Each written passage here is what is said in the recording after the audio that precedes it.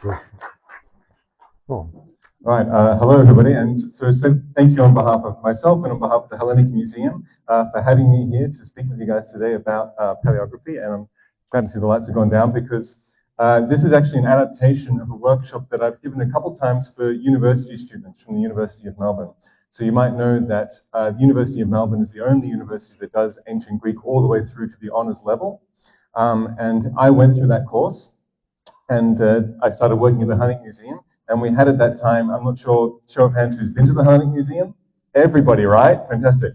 So we had a collection from the Benaki Museum you might have seen, yeah? And we had some manuscripts and some icons from there. And I was like, oh man, I've done 4 years of Greek. I'll go down and I'll read it. I went down hoping for an audience and found that I could barely decipher, letters, individual letters, let alone words, let alone full sentences. So I'll show you actually on the next slide.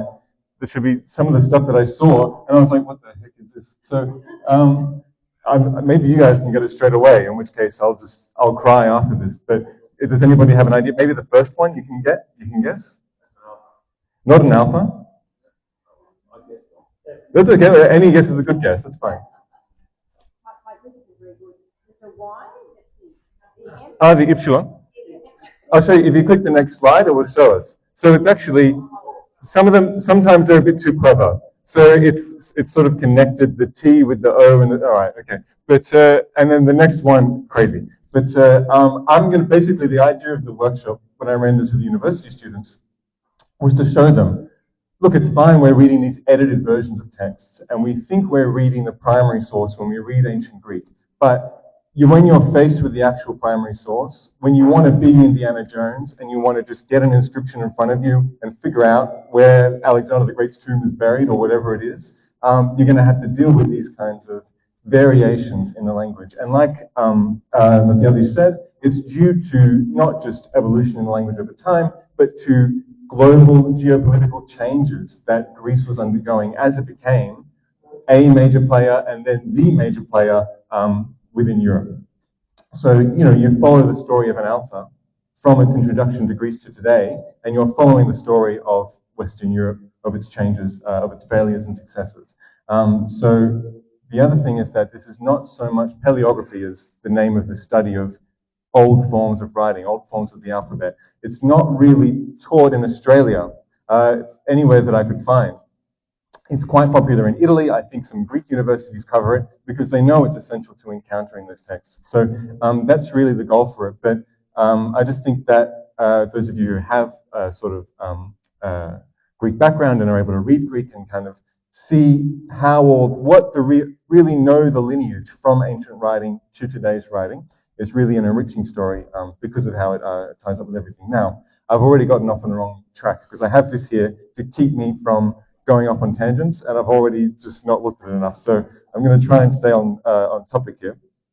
So I did want to ask, does anybody know what the origin of the Greek alphabet is? Where the Greeks got their alphabet in ancient times? Maybe you don't, maybe you do, yeah?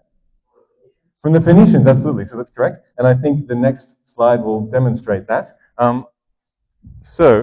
It might be a bit small, the second one there. We won't zoom in yet. But you might be able to even see, let me just take this out. You might be able to even see, if you're reading from top to bottom, right to left, you've got alpha, vita, and that's gamma, delta, epsilon, and then forget about that one for now. Zeta, eta, theta, right? Following it through there, it's just all backwards. So that's exactly it. The Greeks got it from the Phoenicians. This isn't we're so clever that we figured it out. The ancient Greeks knew this. And when you read about it in Herodotus, he says that the ancient Greeks actually used to call their letters not the grammata, but the phinikia, right? Phoenician things.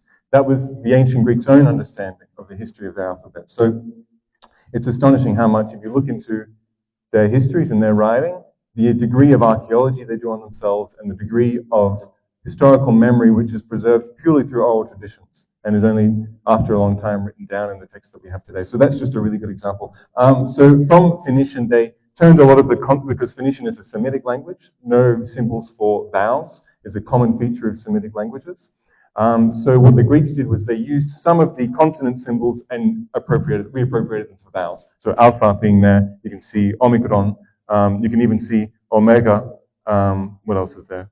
Eta. Eta was in Phoenician a H sound, like it is in English today. We'll get to how that skip kind of goes into the Latin alphabet soon. They also then invented a few symbols for the ypsilon, psi, chi, and phi. Phi were inventions of the Greeks. This alphabet came from Phoenicia and spread organically throughout the territories of Greek-speaking Europe, right? And it more or less followed the paths of the different dialects that people spoke. So there was 4 major dialects in ancient Greece. There was the Doric dialects, the Ionic dialects, which included Attic. There was, what have I not said, the Aeolian dialects and the Arcado-Cypriot dialects. So Arcadia, center of the Peloponnese, and Cypriot on the island of Cyprus sort of shared a common dialect according to this analysis. This is what we call it today, but they more or less align with the different tribes of Greece originally. The Argives, the Dorians, the Aeolians, and the Ionians. And the alphabet was spread throughout Greece, more or less overlapping with these different dialect groups. We today sort of divide them into red and blue alphabets. I don't know why we call them colors, but we call them red and blue. But if you go to the next slide, oh, forget that. We just had to transfer it, but forget about it. Actually, if you go back to that one, maybe you can see they're actually divided even by city.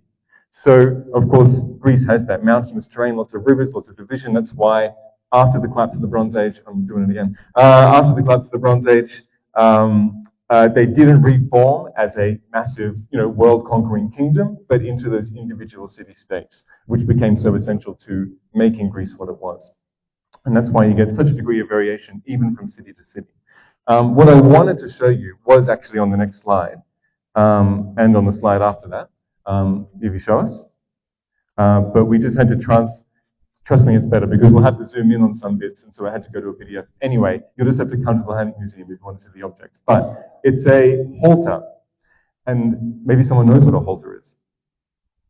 In ancient Greece, it's an piece of ancient sporting equipment. It looks like a weight for weightlifting. You could have it made out of stone, or bronze, or lead, or just anything heavy. And you would not use it for weightlifting, but actually in the long jump, because you would not run up to the long jump in ancient Greece, but you would start stationary, and you would swing in either, I'm not going to do it now, but you would swing in either hand one of these stones, and then launch off with the momentum that that stone gives you. I recommend you try it. It's a lot more difficult than doing the run-up kind of jump, but it's, I don't know, it's fun to do if it's fun for you. But we have a halter in the Hellenic Museum as part of our rituals exhibition. Everyone should come. The exhibition is going to go back to Greece soon, so last chance. But it's got an inscription on it. So if you go forward, I think like 3 or so slides, yep, and stop there. So this is just my transcription of that inscription, and maybe you can see the transliteration into modern Greek letters. You can see there, but you can see this is the lettering that's written there. First of all, it's written. You start off on the top picture at the bottom, from right to left, and then curve up, and then start going left to right. That's called boustrophodon. That's it basically means the path of the bull. So going like that as it's sort of, plowing the field. So you'd right to left, then go down left to right, then go down right to left. This was very common in archaic Greece. This halter comes from Corinth, from the Isthmian Games. It was dedicated to Poseidon because he was the overseer of the Isthmian Games. And so it's written in the Doric dialect and also with the Corinthian style of the alphabet. Now, does anybody think they know? I mean, are you able to read my into modern Greek transliteration? Okay, I was going to test you otherwise, but I guess it doesn't work now. But you can see that first letter there, which from the bottom of the top picture, bottom line going backwards, looks like a vita, it's an eta. That second one looks like a gamma, it's a p. You got eta again, ni, tav, alpha. That's called a v gamma, the one that looks like an F. If I remember, we'll get to that later. And then going up and so forth. The one that looks like a sigma, it's actually iota. So there's a lot for someone like me who thinks he knows a lot to have to watch out for when he comes across something like this, okay? And other people who are studying ancient Greek, because you'll just be completely thrown by it. So that's just a really interesting stage of that specific variation of the alphabet. You can see how different they were. I did want to show you as well. Okay, so if you go to the next slide. Oh, that's just what does it say? All right. So it says, Pontie, penta wetleon, nikashash, ... So it's basically O Poseidon, X, we don't have the name left over, X won the pentathlon.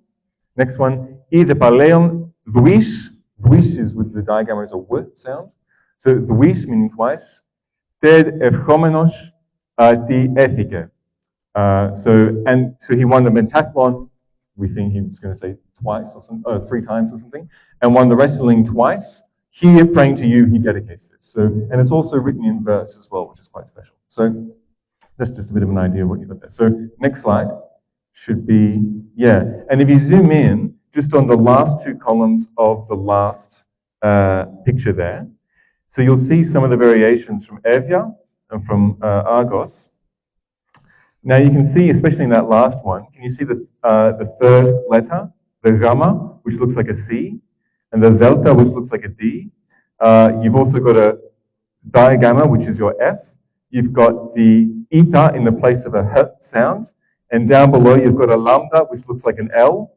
That he that you see at the bottom is actually representing an X sound. So this is basically the Latin alphabet, right? So how did this happen? The standardized Greek alphabet was introduced in 403 BCE by an Athenian archon, by a government official in Athens. 403 BCE, this is after the death of Sappho, after the death of Thucydides, after the death of Herodotus, after the death of Aeschylus, Sophocles, and Euripides. So the main classical age writers that we think of weren't even writing with the standardized alphabet, which is just puts things in a bit of perspective. But 403 BC is also after a great deal of colonization that the ancient Greeks undertook, which I think is illustrated on the next slide.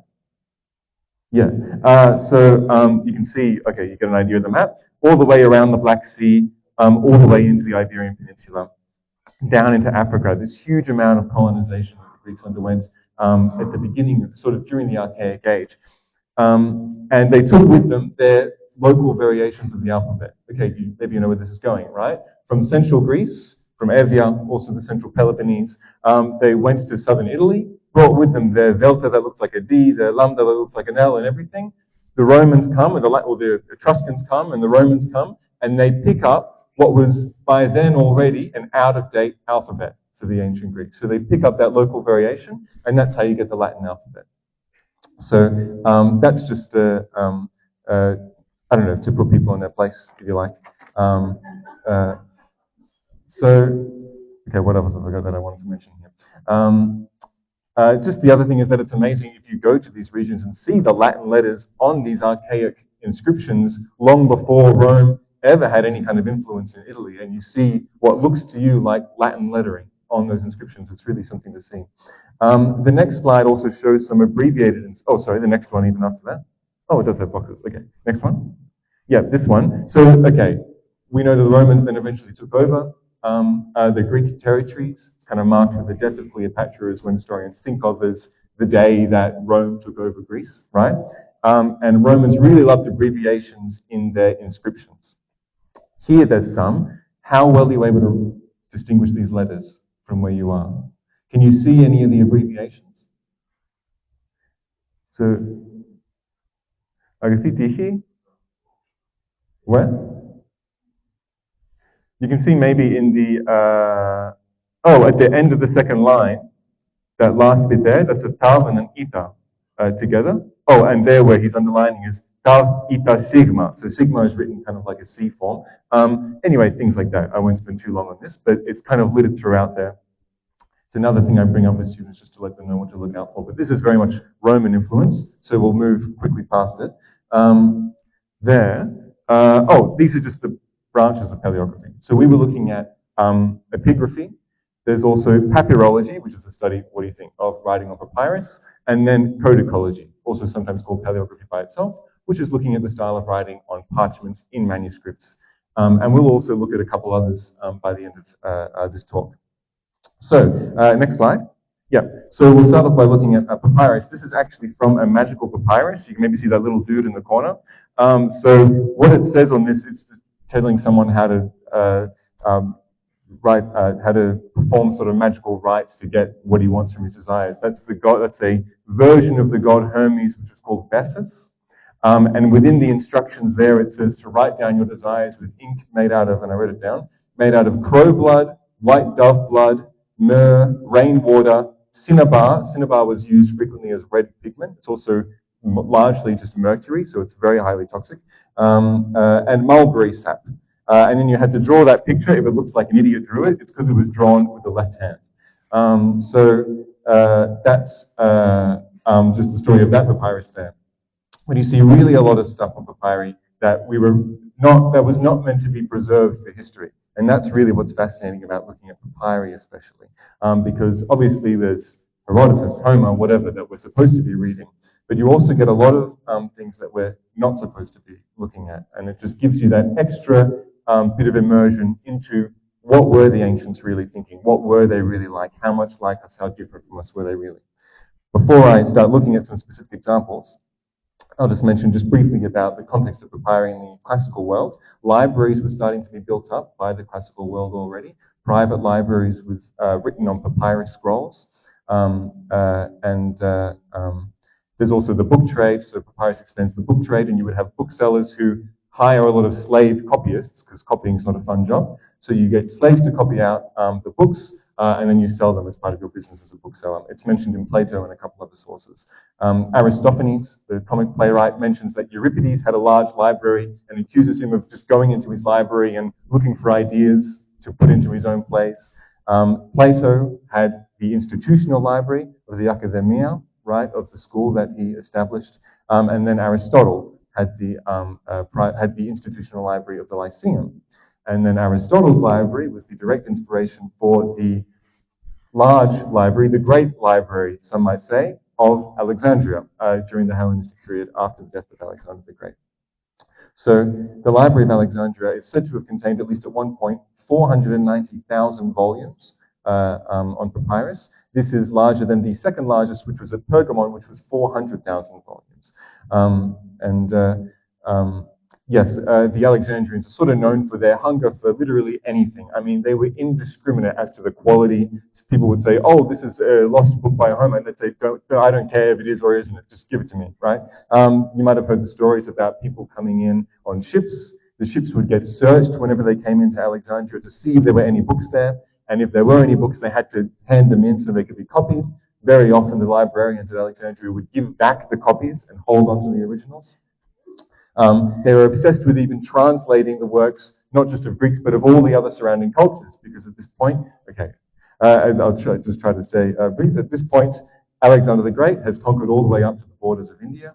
He's died, and he's left his empire into the hands of his generals, who have split it up into different kingdoms. So what that means is that Greeks are now governing a huge variety of different ethnicities, each with their own literary traditions, philosophical traditions, and so forth. And the librarians of Alexandria are obsessed with translating that. That's where we get the translation of the Old Testament for the first time, called the Septuagint in English, using the Latin for 70, because they took 70 different translators, isolated them in very dank and small cells, got them to translate individually the text, and then came together and sort of compiled their individual works according to that method. So that's the context in which the Old Testament was first translated into Greek. And it's still the translation that we use today. Well, that's used in the Orthodox Church today. There's also the story of when the librarians from Alexandria, or the head librarian from Alexandria, wanted to loan the original copy of, like, the copy of Euripides' plays written by Euripides' own hand on papyrus, or so it was said to be. So he paid millions of dollars to loan it, to bring it to Alexandria, and they said, well, he's paid millions of dollars as the security, right? And he'll get that back when he gives it back. They just gave up the millions and held on to the original of Euripides. Huge market for especially these classical texts. The esteem building up around the 5th and 4th centuries BC Athens is already, shaping the economies of kingdoms, right? They're already putting so much of their efforts into cultivating the interest around these texts. So canonization of those classical texts starts quite early. The heads of the Library of Alexandria were intellectuals, they weren't just administrators. So Callimachus was a great poet, Eratosthenes you might have heard of. He was the guy who measured the circumference of the earth to a very close degree. He was the head librarian of Alexandria. So it's a kind of culture around intellectual culture and libraries that we don't know, the last couple hundred years didn't know, and was very much fueled by papyrus. Which made all this possible and made the proliferation of this knowledge throughout the Greek kingdoms possible. And on the next slide is this. Maybe you can see, okay, I'll point it out later, but this is from Iconium. This is one of the major cities of that the Alexander's soldiers had left in what is today Afghanistan. It was a major city. It was later, hundreds of years later, destroyed by nomads, which had been kicked out by the Chinese government. So they were kicked out of Chinese territory, came into Bactria and sacked a lot of the cities there, including Iconium. Later, in the declining years of these Greek kingdoms, called the Greco-Bactrian kingdoms, Chinese explorers came and saw the remnants of what looked to be maybe at one time an impressive civilization, but it was just a footnote in their history as explorers, which is really interesting. So this dates from centuries before the collapse of that city, from 300 BC. Can you see on the rock there, there's lit lines? So this is actually the remnants of a papyrus. There's no papyrus though. What had happened was that it was in a building that had burnt down and collapsed. The papyrus fell face down on the mud. And then over the years, over the decades and centuries and millennia, the papyrus rotted away, but the ink left an impression on the mud. And so when in the 1970s, some French archaeologists went to Iconium, they're in the middle of the Afghan desert. There's sort of a mountain range on one side, a river on another, a river through the middle, and then all just flat desert on the other side. It's a really picturesque site for a city. And they find really well preserved the ink from a papyrus that has since disappeared just on the brittle mud of a ruin there. And so they were obviously very careful and they managed to preserve it. But I love this picture of it in the actual site. It's very cool. So it turns out to be a work of Aristotelian philosophy. So they were reading Aristotle in Afghanistan in 300 BC after the conquest of Alexander the Great. So the Hellenistic Age was also the birth of literary criticism, which is what we teach kids in English today. So even basic things like talking about the themes of a poem, that comes from the Alexandrian literary critics, let alone terms like metaphor, onomatopoeia that have obvious Greek roots. There were two main branches of literary criticism in the Alexandrian world during the Hellenistic period. There was literary analysis of Homer and additions with slight corrections to Homer. This is sort of it. Anything else is secondary, because when papyrus started becoming more popular, you have the problem of the fact that the Homeric poems were largely transmitted orally. People are writing down those oral traditions, and you have lots of different attestations of what the Homeric poems were. So the work of the Alexandrian literary scholar was to work out what's the true Homer, right? That's sort of the idea. Then they were celebrities of their time. There's one Appian who was quite famous. He first started practicing literary criticism when he fell into an open sewer in Rome. Then during his convalescence, he broke his leg. During his convalescence, he would teach people about Homer and about the Greek classics. He later was a major instigator for the anti-Jewish riots in Alexandria under Caligula. And he claims that the ghost of Homer came to him and said what his real intention was behind the poem. So some colorful figures. The other major thing about it, again, this will lead to the next slide, was that they were in putting out the editions of Homer, they were clarifying it partly for scholars and partly for students. So according to some estimates, students had to memorize between 10 and 50 lines of Homer a day in their early schooling. If you read, it's like, oh, the introductory curriculum for the ancient Greek student, it's Euclid, it's Thucydides, it's Herodotus, it's all of Homer. It's more than I've read in ancient Greek, having gone to university. And so it was amazing what they were doing. But you end up with the dekaprosodia. So these are the diacritical marks, which now leads to the tone marks that we have in Greek today. And some of you who have read really very formal texts, or katharevousa, you'd have seen like the breathing marks and things like that, sort of the more squiggly accents for the circumflex. And it all comes from this stage where they're trying to clarify right, Homer's language is already very distant to us. Let's just make it a bit more obvious for us so we don't have to struggle so much when we're reading it, because it's all written, of course, in scripta continua, which means no spaces either, which makes everything a lot harder. So one thing that I wanted to mention, I just want to make sure I did want to mention it, is that they had, if you go to the next slide, yeah, so the rough breathing and smooth breathing, you see Aristophanes, or Aristophanes in ancient Greek, that mark on the top of the O, the fact that it's a closed bracket means that it was pronounced ho. So the H symbol was used for ita, and they put the rough breathing to represent the h sound in ancient Greek. So it's ho, and then open bracket for Aristophanes means there's no h sound. So ho Aristophanes. Originally, they looked like at the bottom there with those kinds of, two lines perpendicular, ho Aristophanes.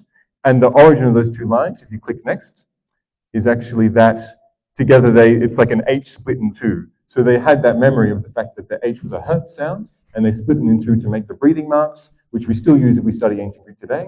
Is anybody here studying ancient Greek or has studied ancient Greek? Yeah, a couple? Yeah, fantastic. Then you'll be familiar with those marks, and you'll see them in formal text today. But there's just, lots of interesting connections there. So if we go to the next slide, okay. This is just an example of the very literary style of writing. Maybe you can see it's just very clearly spaced, capital letters. What's called uncials means they have a little bit of a curve. And that's what the literary texts are written in. But the really interesting texts are the next one. Yeah, that's Greek, believe it or not. So it's insane to try and read that. Is anyone even able to pick out one letter?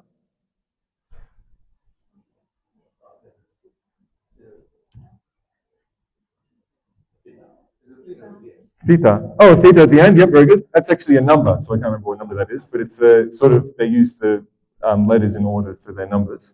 Anything else?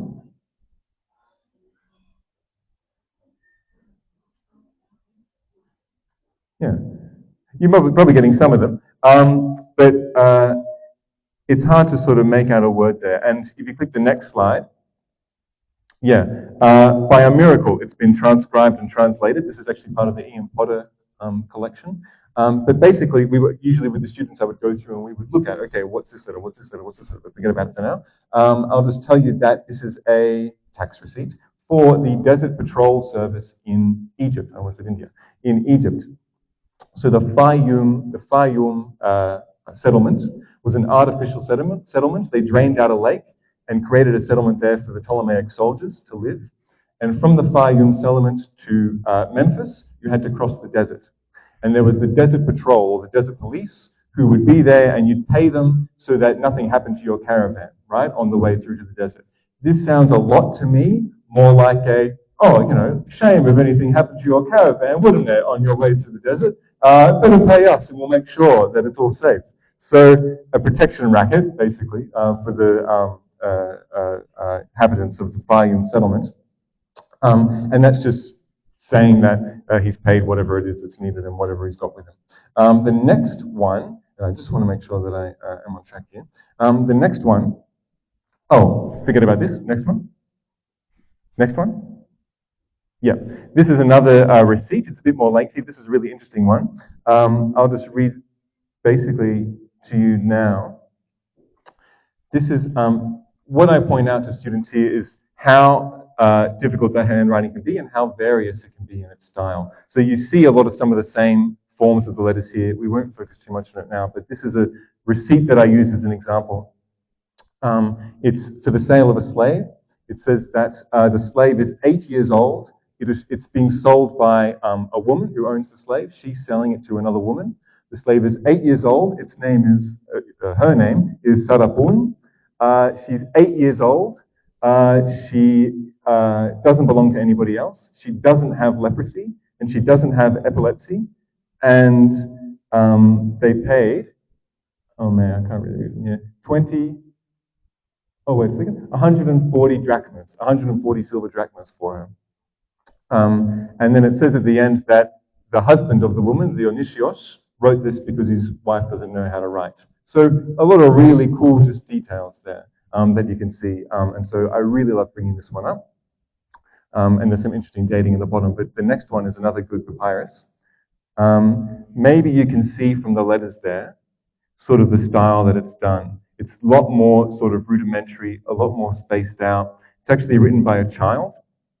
It's a letter from a child to his father, and as such, it's full of horrible spelling errors, horrible grammatical errors, because at this stage in history, the Greek language is already changing to something which is probably, if I were to throw out a guess randomly, I'd say halfway between ancient Greek and modern Greek, right? Those changes happen quite early within Greek history, but the schooling is all about reading the classics. The schooling is all about Hellenizing your tongue, so that's the phrase they use, so that you can speak in a pure 5th century Attic way, right? So he's attempting this the best he can, but we can be mean to him because he's a bit of a brat. So what he says is, his name is Theo, and his father's name is Theo too. So he says, Theo to his father, Theo, hello. You did well not taking me with you into the city. He's talking about Alexandria, into the city. If you don't want to take me with you into Alexandria, I won't write you any letters. I won't speak with you. I'll never wish you well. And if you go there into Alexandria, I will never shake your hand again, and I will never say hello to you ever again in the future. If you don't want to take me with you, this is what will happen. Mother says that Archelaus is willing to take me. You would do well on your arrival to send me a gift on the day that you arrive. Send me a lyre, I beg you. If you don't send me one, I won't eat and I won't drink. That's all. So kafka at the end is what he says. So that's sort of how you sign off. That's all. Sorry? It only got was a lousy t-shirt. That's all he deserved, frankly.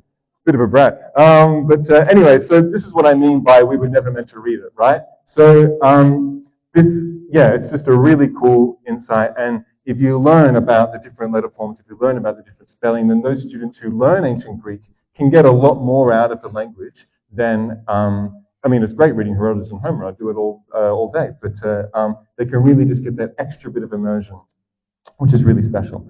So after papyrus, we're moving more or less chronologically through these materials. After papyrus is the transfer to parchment, exactly to manuscripts. Parchment, incidentally, the word comes from the word Pergamon, which is the Greek city, because they were a large provider of parchment paper.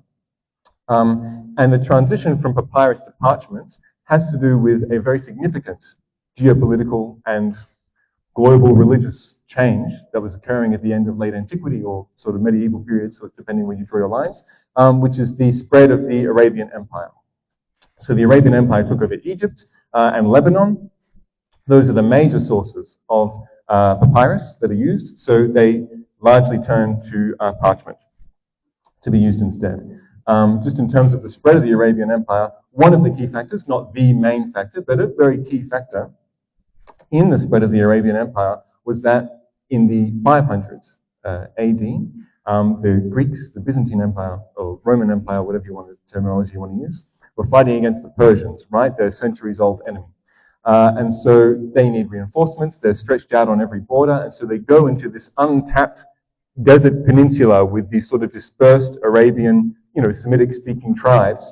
And they get them together and they say, you guys should unify and so help us fight against the Persians. And it works in the short term because, of course, that process of corralling those, what were quite individual tribes into a single fighting unity was a contributing factor towards building an Arabian Empire after that. And then it backfires on the Greeks when they take more territory than the Persians ever did from them. So there's so many stories like that of the Byzantines thinking they're so clever by, manipulating the people around them, and it completely backfires.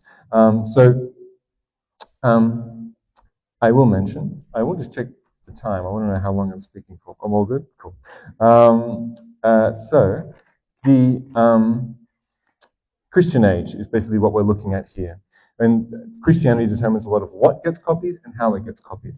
In terms of what gets copied, I'm not sure what preconception you guys have, but a lot of people might think that it's Christians. They're burning the pagan texts. They're not copying them. Of course, all the pagan texts that we have are thanks to the Christians who copied them. Some say we have less than 1%, but it's not all their fault. There was a very lively debate about how much Christians should be involved in copying pagan texts. Some said it's irrelevant. We have this, especially in the early decades of Christianity. They say we have this new truth, this new religion. Why are we bothering reading about Aphrodite, reading about Artemis or whoever, when it's lies and all it will do is corrupt the people on their way to the true path of Christianity or something.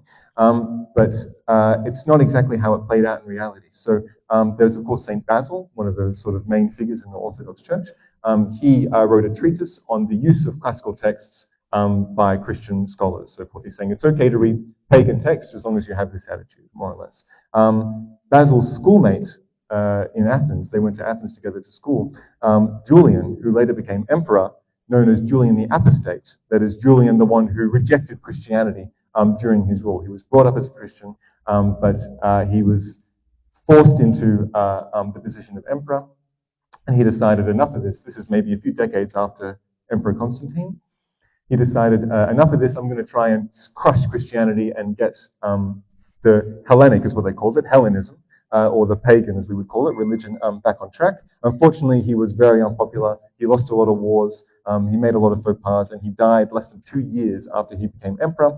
So it didn't really pick up, but a really controversial thing that he did was to ban Christians from teaching pagan texts. He said, you're allowed to teach, there's no problem with that. You just can't teach pagan texts. Now, of course, everybody knows that it's more or less the same, because like I said, those texts from 5th century Athens is the basis of all education, is the basis of achieving any kind of status in the ancient world. And so they said, you're basically excluding all Christians from the education system. There were some attempts to write Christian epics, so they wrote like Homeric style tellings of the life of Christ and so forth.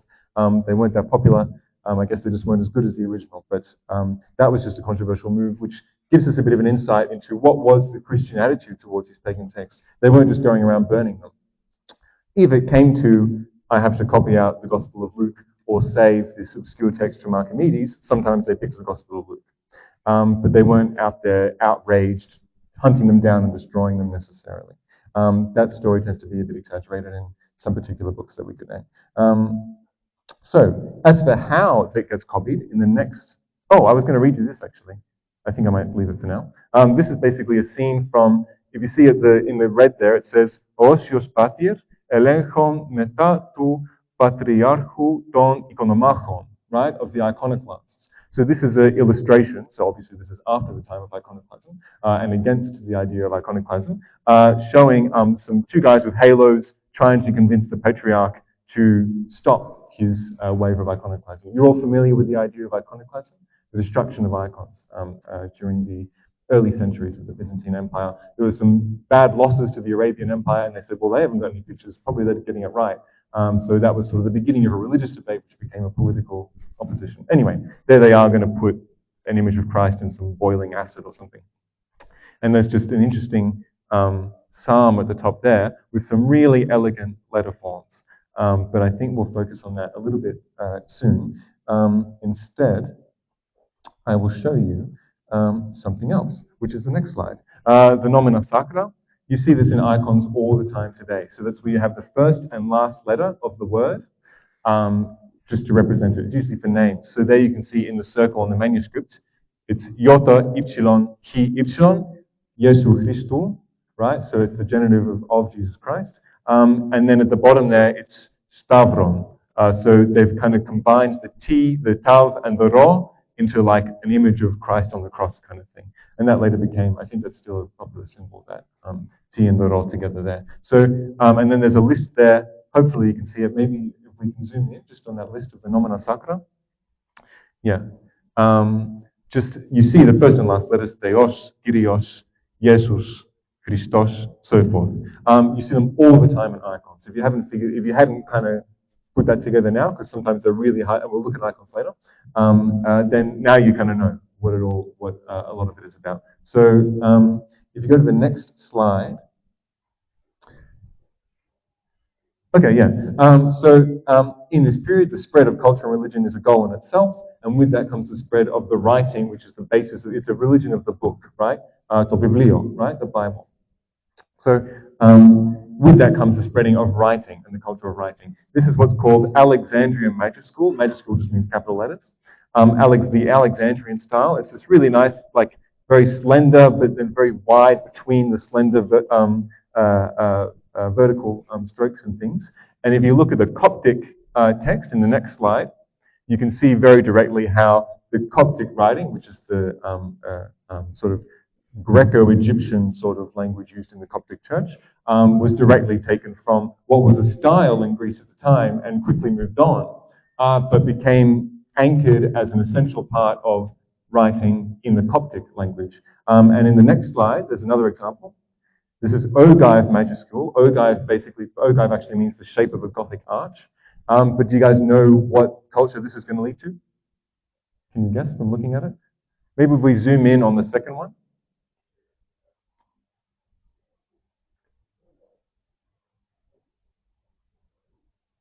Who else did the Greeks save? Who are the souls the Greeks saved? The Russians. The Slavics, rather.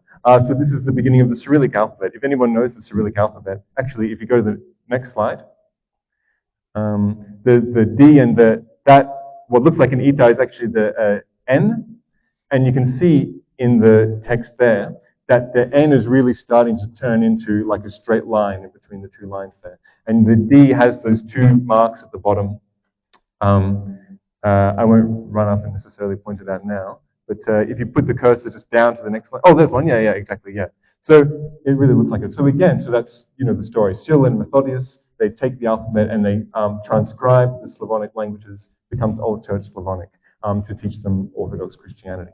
And again, it's using what is just a passing fashion in Greek writing, becomes anchored as essential to Cyrillic writing. You guys probably know the story of the conversion of the Russians to Christianity with Vladimir the Great. They're all the Great, but one of the King Vladimirs the Great, he sent out envoys to the Western Church, to the Latin Church, to the Orthodox Church, and to the Islamic mosques. And they came back from the Latin churches and they said, oh, these squat buildings, like, it's not that impressive. We don't want to convert to their one. They went to the Islamic mosques and they came back and said, they don't drink. Drinking, and the quote that we have is, drinking is the soul of the Rus. So drinking, we can't be Russian and not drink. So we can't be Islamic. The people come back from the Hagia Sophia in Constantinople, and they say it was such a spectacular sight. The splendor of the church there, the mosaics, the gold, they felt like they were on the precipice of paradise when they walked in, and that's the quote that we have. So more by the architecture and the presence of wine, the Russians, according to this legend, converted to Orthodox Christianity and chose Orthodox Christianity. And then, of course, having the Orthodox teachings in their own language was a great help as well.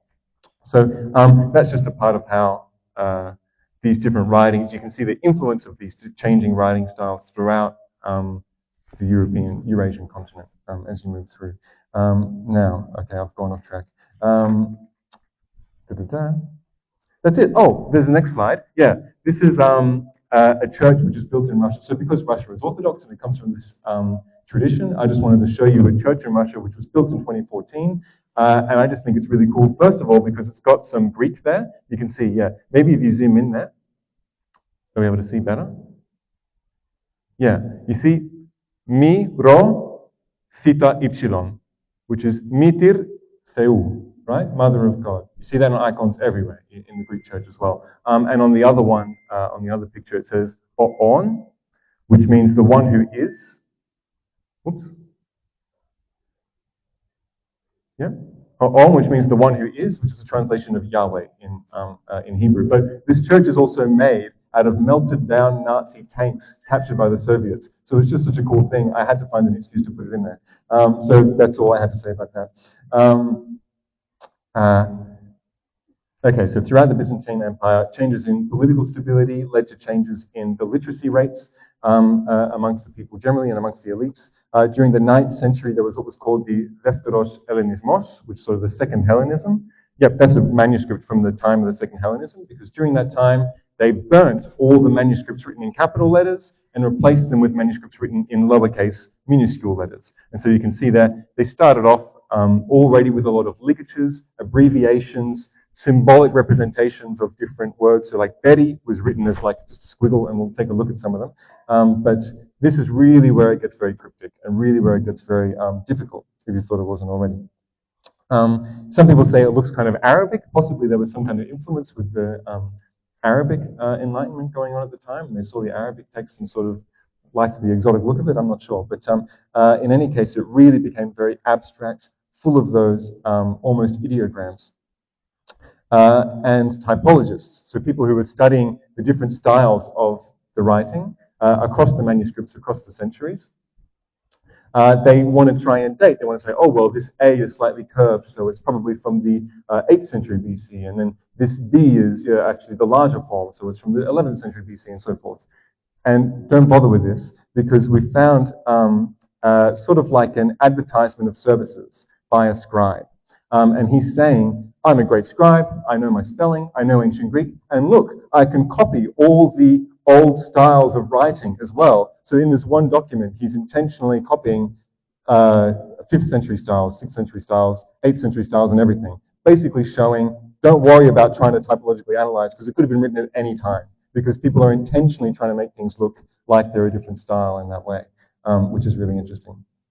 So it's just basically, it's just, I just tell the students of ancient Greek, just worry about reading it. And there's a general schema on the next slide of how the minuscules looked. So it's kind of similar. The gamma looks a bit funky. The vita, that one that looks like a U under the alpha, is actually a vita. That can get confusing. The eta is not yet the eta that we know and love. It still looks like a Western H. The ni has that kind of tail on the left side. And just little things like that. But that's the basic schema that you can use to walk through any minuscule text. And I think there's some examples in the next slides. Oh, this is just more. Maybe if you zoom in on the, one of the first two. You can see some of these ligatures, so the connections between letters. And there's scribes there writing all this out, right? But it's not to save them, because they're doing it with excruciating detail and sort of alignment to get it all looking very nice. It's purely for the ornateness, for the embellishment of the text that they're doing all this. Also, if they're running out of space at the end of the line, they can make it a bit shorter. But there's just some, can you guys see sort of well enough sort of what some of those ligatures are? Really nice looking ones. Some of them survived well into the 19th century, and we'll look at them later. But that epsilon iota in the far left, that was very common, stayed. And you see in the second picture there, tapanda, how that can be written in the middle column. So that's, you're expected to understand that, right? If you see it. Same with menos, meta, and so forth. And these little symbols on the tops of letters that would make the endings. Anyway, it's very cool. The next slide should be about the, that's how indecipherable it can be. That actually says, tote prosopon pros prosopon, uchos prosopon tu teu ekontos. So it's saying from face to face, but Christ just said not to have a face or something. I'm not sure the context of this. Maybe someone who knows the Bible really well can sort of fix my translation a little bit, but that's more or less the sense of it. But lots of these dashes and things. So next slide. Yeah. So the scriptoria are the rooms where the monks would be copying out these manuscripts by hand, beginning to end, backbreaking labor. You know, they describe their eyes are sore, their hands, they've got carpal tunnel syndrome, they're hunched over like this, they haven't seen the sun in like a month. So it's really miserable work, and we have all of the ancient Greek tradition. We have them to thank for the entire heritage of ancient Greek. Because if it wasn't for them, we'd have like two things. And Theon's letter, great. It's just to think of, but just to think of the fact that they were putting themselves through that, and that it's because of this that we have the text we have today. It's really something. But it was a punishing labor for them. At the end, they wrote things called subscriptions, which is basically like little notes at the end. So often it was, usually it was just, thank God I finished this book. Things like, as a traveler sees his fatherland, so a scribe sees the end of a book, and so forth. Calling themselves the humble servant of God, and so forth. There's often curses. So they're saying, because very common in the medieval period with parchment was palimpsests. You guys know palimpsests? Anybody? Maybe? Palimpsests, two ancient Greek words, palin, meaning again, and psao, meaning to rub. So you rub it with pumice stone, and you basically erase the text from the parchment and reuse the parchment. You've given months of your life, you've broken your body to copy out this text for all eternity, and then some guy comes along to write out the Gospel of Mark for the third time, in that monastery, let alone in all the others. So people write curses at the end and say, may you burn in hell if you ride over this, and, you won't be favored in the eyes of God and things like that. So really aggressive. It was also illegal to make palimpsests of religious texts at one point. And that obviously has, well, what are you going to make a palimpsest out of? All the pagan text, right? Because it's not illegal. It's not looked down on by God. So that's responsible for a lot of the loss of those sort of classical texts that we have. So you get those curses. The next slide is the monocondila, so subscriptions. This thing here, that's writing that you're supposed to understand. The idea is you write your message looking like it's all done in one stroke, right, in one continuous stroke. And again, some genius managed to transcribe it. So if you actually maybe just zoom in on this one too, and we'll just get a closer look at the monocondylon, what it looks like, even closer. Yeah. So you can, it's crazy. And so it's transcribed in the other end there. So basically, if you just move all the way over, because I'll just say what it says. Okay. This veltos is like a velta. That was the word they used for sort of a book. Sometimes this book was finished in the Moni, in the monastery of Galesio, through the hand of Athanasius, the sinner Amartolu, in the month of February, in the 17th day of the 5th indiction. An indiction was like a cycle of 15 years. That's all that says. Just the fact that you're supposed to read it from there is just crazy. So I just scare people with that one sometimes. I haven't heard of anyone dropping out of ancient Greek after coming to one of these lectures, so I think it all works. The other thing I wanted to mention, just an interesting point of etymology. Moni, right, for monastery, sounds like monachos, like it comes from monos, like alone. Moni actually comes from meno, so to remain in a place. So moni originally means sort of a resting place, or like a station or a stop-off place. That's where you got moni. I'm related to the etymology for monachos, so that might just be an interesting thing for you, and you see it in there. Next slide. So these are some manuscripts we used to have at the Hellenic Museum. I'll just skip by them. They're liturgical collections and so forth. So, and you can see some good abbreviations in there, but it's ones that we saw in the handout before. So next slide. That's just another one. Next slide. Next slide. This is just ones we had. This is actually one. Oh, actually, if you go back, this is one. So we've got the rituals exhibition now, and then upcoming will be an exhibition of icons. So from Greece, from Russia, from Ethiopia, basically Orthodox icons from around the world throughout history. That's the one. I'm not part of putting it together, but the curatorial team is putting it together now.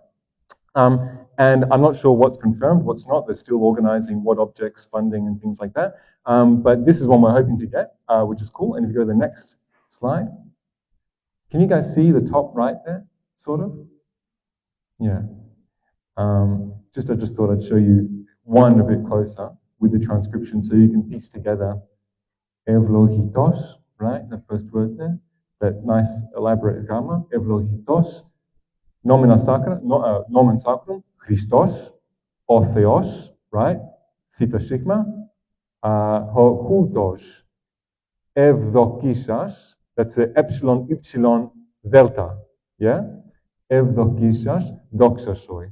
So glory to you, God, and so forth. Pantote, always, pantote.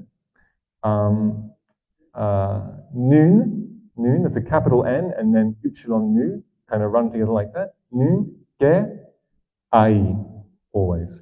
That little swirl at the end, that's an epsilon and iota together. Ke, ai. Ke, that S thing is a ke. Is, das, eonas. You can sort of see how eonas is stacked on top of itself there. Eonas, ton, there's a tav on top of the omega. Ton, eonon. Forget about that last bit.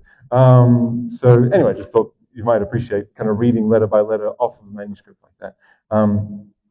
I encourage you to incorporate these kinds of ligatures in your own writing. So, next slide.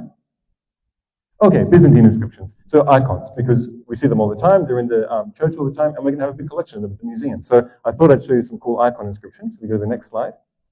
So this is one. We might want to zoom in just on the left picture there. So I really like the icon ones as well because they're very cool. Lots of abbreviations, lots of creativity in sort of putting them together.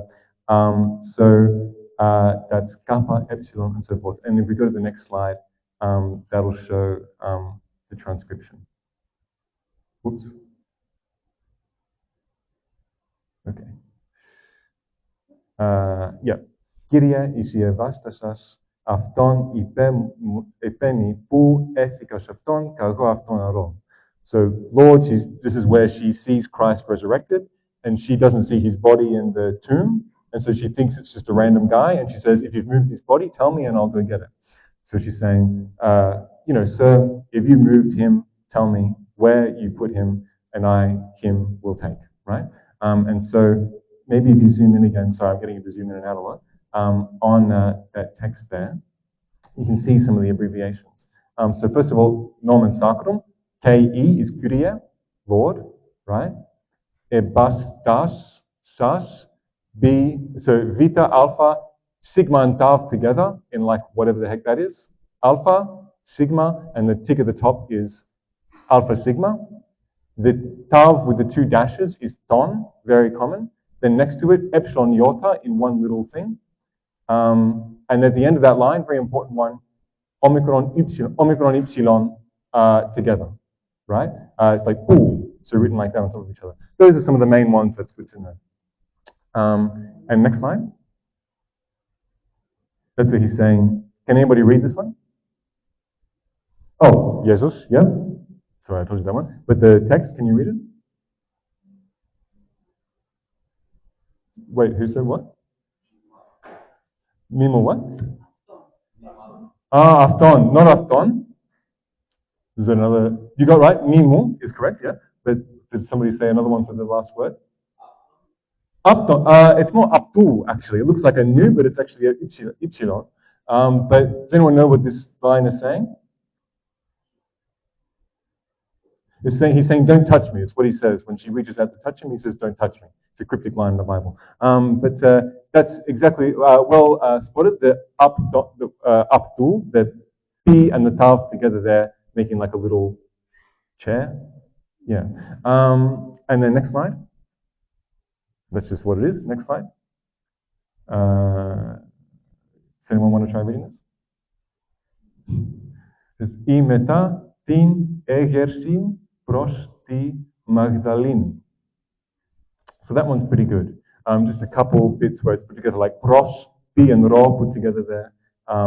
Tin, after i meta tin, the little ita kind of tucked underneath the tail there. So I just love looking at this stuff, and I just think it's really pretty. So next.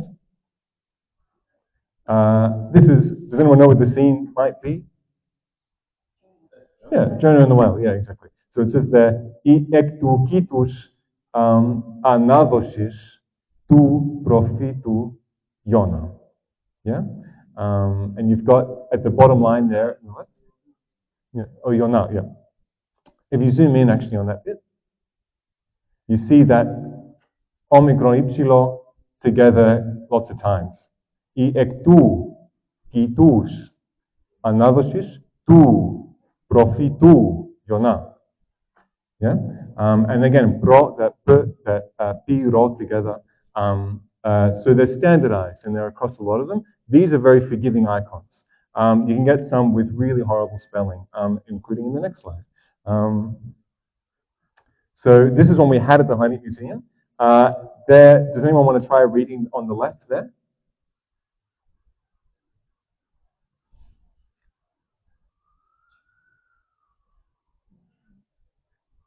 I'll say the last two lines is one word. And the first letter is a delta, not an alpha. Diavolo, yeah, diavolu, it's the ypsilon. It looks like the nu for us. Diavolo, yeah. I mean, you can give them a break for the spelling. But this is just to demonstrate for someone who is not, especially the ancient Greek, sorry? We'll see in the next slide. It's not, it's a misspelling of pagidas, meaning the snares of the devil. Yeah, cool. Εγώ είδα τα σφάγιδα του διαβόλου is sort of how it's written with the omicron for εγώ είδα. Either is very modern. In ancient Greek it should be idon, But if you go next slide, yeah. So basically, I find this very interesting. First of all, because for ancient Greek students who don't necessarily know the modern Greek pronunciation, that what the heck's going on, right?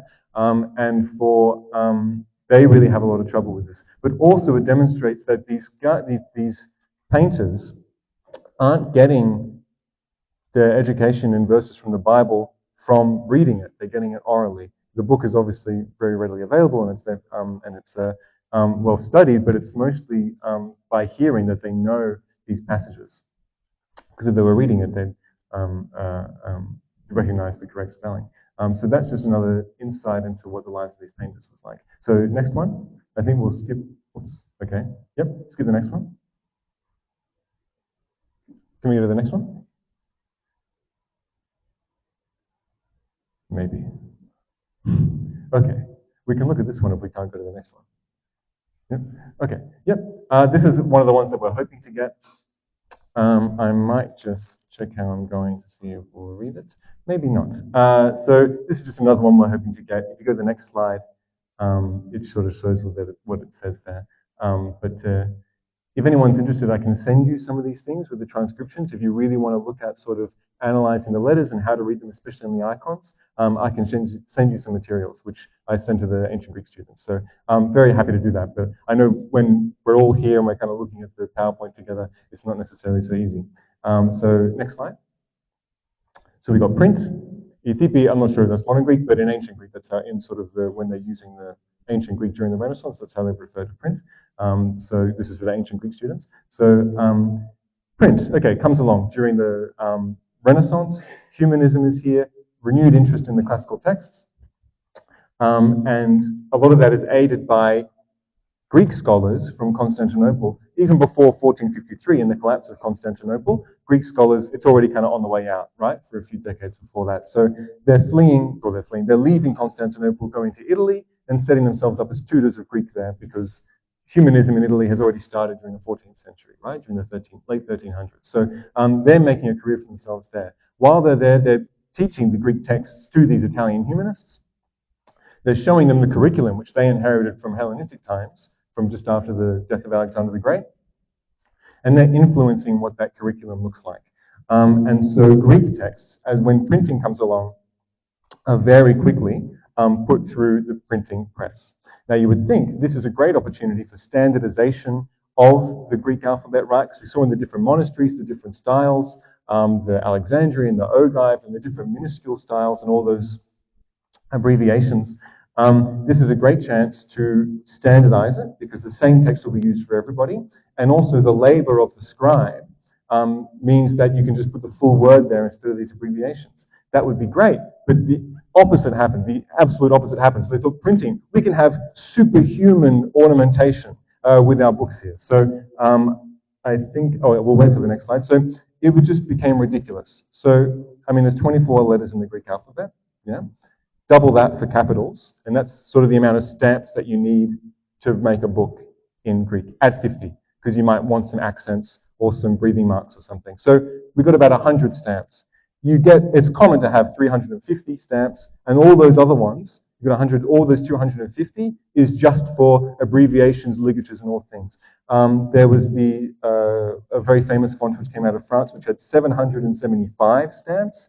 And we hear of one from Venice in the late 1400s, which had 1,200 stamps. So that's 100 normal letters and 1,100 complex, symbols. And it was written that at this time, Greek risked becoming a collection of ideograms rather than an actual phonetically spelt language. And if you go to the next slide, this is Aldus Manutius. He was responsible for the Aldine Press, did a lot of the Greek printing. But with each of their books, they had to provide a little pamphlet called the Alphabetica Graeca, which told you a bit about the grammar, but also had a really long index of all the symbols they used, because no one could be expected to actually know 1,100 of these abbreviated symbols. And so they said, well, to actually read my book, you need the guide, which tells you what the letters all mean.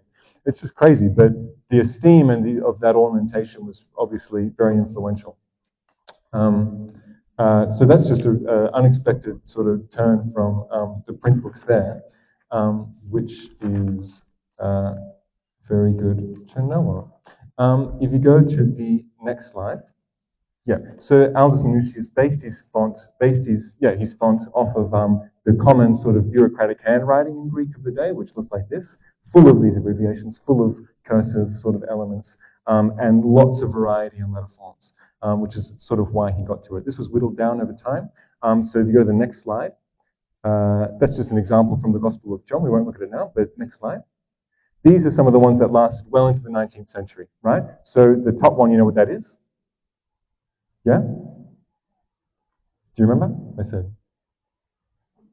We saw it in tu, prophetu, and so forth. It was the Omicron Ypsilon together. Yeah? And then the next one you might know, maybe if you went to school in Greece, you might know what this one is. Yeah, exactly, yeah. And then the next one, does anybody know? That's Omicron Sigma at the end of a word. You throw it in that little thing there. And then the bottom one is Epsilon Iota. So if you go next slide.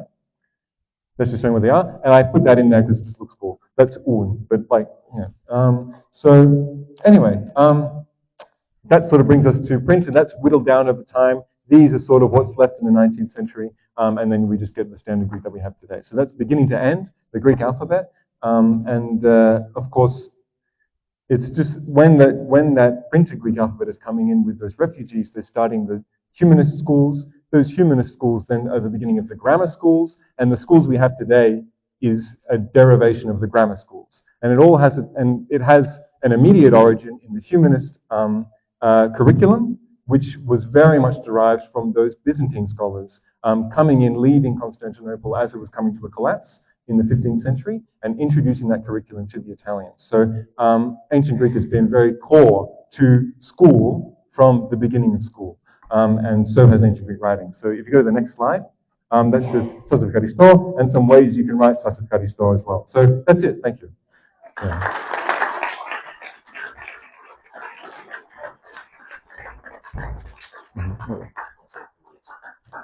First of all, thanks to Tom for his wonderful speech, wonderful lecture.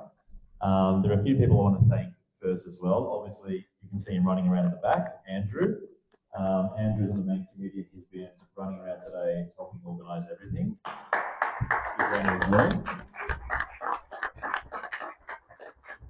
Also Alexander, who's been sitting here diligently managing the camera. And then, if everybody turns around, you can see Dean. He's been on the computer changing the slides. I also want to remind everybody now, I'm Nukiavi. I didn't even introduce myself. I'm the Vice President of the committee. The President is here, Chris Bakopoulos as well, in the back row. Thanks for letting us use the hall. There'll be tea and cakes, and also spanakopiters and things like that as well, snacks. So stay around. We won't have any question time, but you can get up and you can ask Tom, I guess, some questions now whilst you're mingling. And I hope to see you all at a future lecture.